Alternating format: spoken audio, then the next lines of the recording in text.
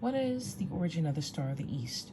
When we consider the Star of the East, we want to consider Genesis 1:14 and the lights that people were told to follow in order to determine the time.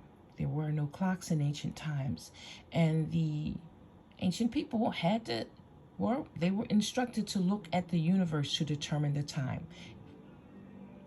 Is there anything wrong with looking at the universe to determine the time, or should we only use clocks? I want you to consider that Islam and Christianity are older than the men who are given credit for finding or creating these two spiritual systems.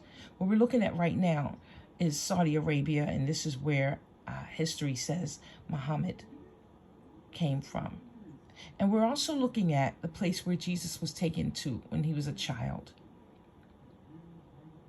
We're also looking at the place where the pharaohs were founded, and pharaonic society is built on being born again and living according to a particular spiritual code,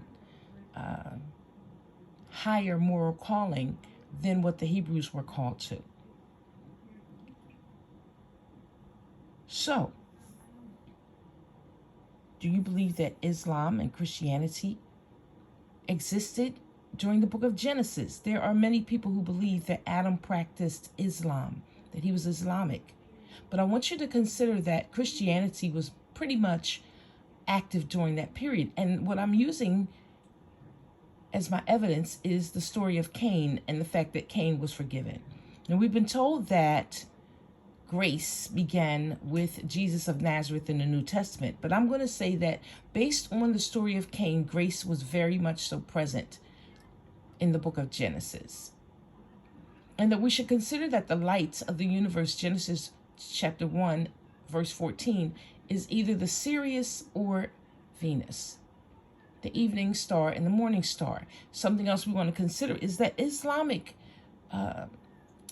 the spiritual system of Islam, their holy days are generally centered around the moon phases, as is Judaism.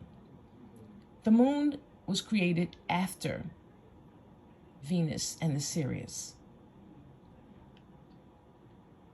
So please consider these things as you do your study, as you look into the Star of Bethlehem. I'm going to post more videos as time